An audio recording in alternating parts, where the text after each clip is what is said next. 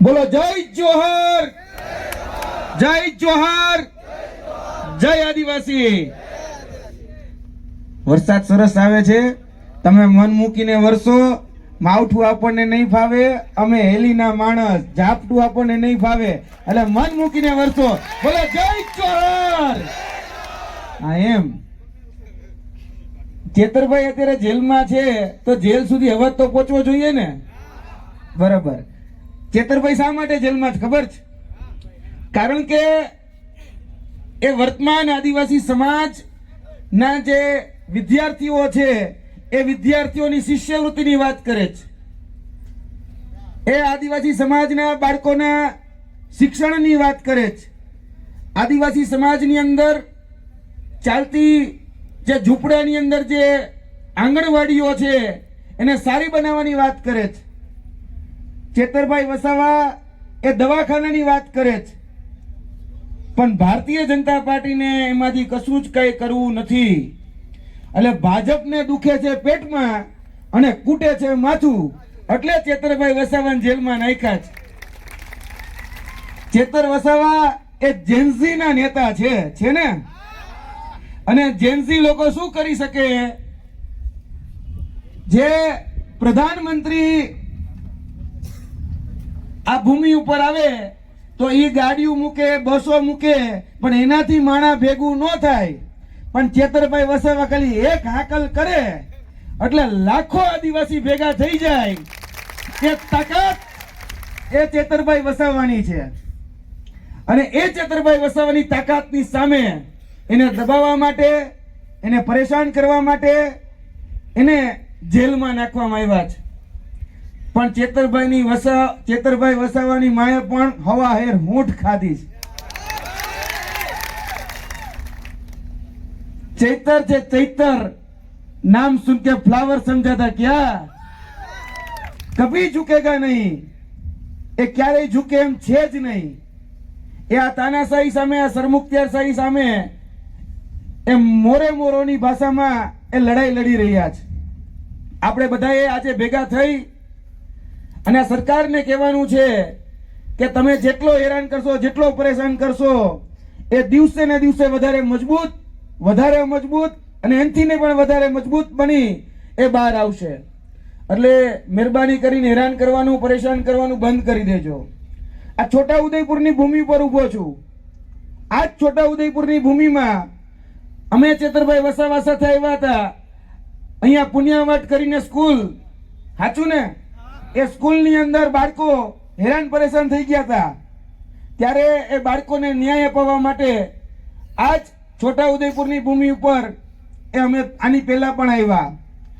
આપણે કેવડિયાની અંદર એ સાયકલો દેવામાં આવતી હતી બાળકોને, એ સાયકલો હળતી હતી, હવે બધી જ સાયકલો ગાયબ કરી દેવામાં આવી। તમને મળી? કોઈને નથી મળી ને? ચેતરભાઈ વસાવાએ પ્રશ્ન ઉપાડ્યો, ચેતરભાઈ વસાવા અહીંયા જઈને લાઈવ કર્યું તો એ સાયકલ ગાયબ કરી નાખી। હવે તો ચેતરભાઈ વસાવાને ગાયબ કરી નાખ્યા। બોલો, તમારે અહીંયા એક નદી છે, ભારત નદી ઉપર સિરોજનો બ્રિજ આવેલો, પુલ આવેલો। આ ગુજરાતમાં પહેલો એવો દાખલો હશે કે ડાયવર્ઝન બનાવવા માટે 5-5 કરોડ રૂપિયા નાખવા પડે છે, પણ એ પુલ નથી બનતો। ચેતરભાઈ વસાવા આવ્યા હતા ગયા વખતે, મને યાદ છે, આવો જ વરસાદ ચાલતો હતો અને અહીંયા એ ડાયવર્ઝન છે, આની પહેલા 2.5 કરોડ, પછી 4 કરોડ ને હવે કંઈક નવું ટેન્ડર આવ્યું છે। જેટલામાં પુલ બની જાય ને એટલામાં નવા ડાયવર્ઝન બનાવવા રાખે છે। સાચું ખોટું? આ નડે છે ભાજપને, આ નડે છે કે જે વ્યક્તિ તમારા પ્રશ્નોનો, મુદ્દાના નિરાકરણ માટે અહીંયા આવીને બોલે એ નથી પસંદ। આ જ ચેતરભાઈ વસાવા આદિવાસી સમાજના હક, અધિકાર અને ન્યાય માટે, જળ, જમીન અને જંગલ માટે, આ જ આદિવાસી સમાજના જે સર્ટિફિકેટો છે, જે સાચા સર્ટિફિકેટો છે, એને માન્યતા પ્રમાણપત્ર મળે એના માટે સતત લડી રહ્યા હતા। અમે આજ છોટા ઉદયપુરની ઘણી બધી શાળાઓ, આજ ભરૂચની ઘણી બધી શાળાઓની અંદર શિક્ષકોની ઘટ હતી, ત્યારે આમ આદમી પાર્ટીના નેજા હેઠળ રિવર્સ દાંડી યાત્રા કાઢી હતી। ગોપાલભાઈ ઇટાલિયા, મનોજભાઈ સોરઠિયા, ચેતરભાઈ વસાવા એ રિવર્સ કહી શકાય દાંડીથી લઈ અને સાબરમતી આશ્રમ સુધી આવ્યા હતા। ત્યારે આ વિસ્તારોની અંદર શિક્ષકોની જે ઘટ હતી ને એ ઘટની સામે 23,470 ઇતિહાસની એટલે કે 79 વર્ષની સૌથી મોટામાં મોટી શિક્ષકોની ભરતી જો કોઈના હિસાબે થઈ હોય ને તો એ ચેતર વસાવા હતા.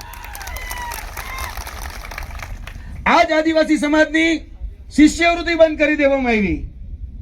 જે પોસ્ટ મેટ્રિક શિષ્યવૃત્તિ યોજના આ બંધ કરી દીધી. તો અહીંની જે આદિજાતિ કચેરી છે એનો ઘેરાવો કર્યો એટલું જ નહીં, અહીંની હોય, નર્મદાની હોય, દાહોદની હોય કે પછી ગાંધીનગરની બિરસા મુંડા કચેરી હોય એનોય ઘેરાવો કર્યો અને પછી વિધાનસભાનો ઘેરાવો કર્યો અને તમારી અટકેલી 550 કરોડની શિષ્યવૃત્તિ જે બંધ થઈ ગઈ હતી એ ચાલુ કરાવી એ ચેતર વસાવા છે. એટલે ચેતર વસાવા એ નામ નથી, ચેતર વસાવા બ્રાન્ડ છે, બ્રાન્ડ. અને ભાજપ કરતા મોટી બ્રાન્ડ છે. કારણ કે નરેન્દ્ર મોદી આવે તો ભીડ નથી આવતી. આપણે બધાએ જોઈ લીધું કે ડેડિયાપાડાની અંદર કાર્યક્રમ કરવા પડે છે. અહીંના ગૃહમંત્રી હોય કે અહીંના મુખ્યમંત્રી હોય કે દેશના ગૃહમંત્રી હોય કે પ્રધાનમંત્રીને આવીને કાર્યક્રમ કરવા પડે ડેડિયાપાડામાં. કર્યા ને તોય ભેગું ન થયું, તોય જિલ્લા પંચાયત ગઈ, તોય તાલુકા પંચાયત ગઈ. એટલે ચેતર વસાવા બ્રાન્ડ છે, બ્રાન્ડ. એ ખબર પડી ગઈ છે. આ લડાઈ આપણે આપણા હક અધિકાર અને ન્યાય માટે લડવાની છે. આપણા જે શોષણ કરી રહ્યા છે એની સામેની લડાઈ છે. એટલે વધારે વાત નથી કરવી. ગોપાલભાઈ, મનોજભાઈ આપણી સાથે વાત કરવાના છે. આપણે ચાલીને પછી આપણે કલેક્ટર કચેરીએ પણ જવાનું છે. આ લડાઈ આપણે બધાએ સાથે રહી અને ચેતરભાઈ વસાવા જ્યાં સુધી છૂટે નહીં ત્યાં સુધી આપણે બધાએ ભેગા રહી ખભોથી ખભો મિલાવીને ટેકો આપીને સાથ સહકાર અને સહયોગ આપી અને લડવાની છે. બાકી ભાજપને કહી દેવાનું છે કે હાથી ઘોડે તોપ તલવારે, હાથી ઘોડે તોપ તલવારે, फौज तो तेरी सारी है पर जंजीर में बंधा चैतर आज भी सब पे भारी है. जय हिंद, जय भारत. ખૂબ ખૂબ આભાર.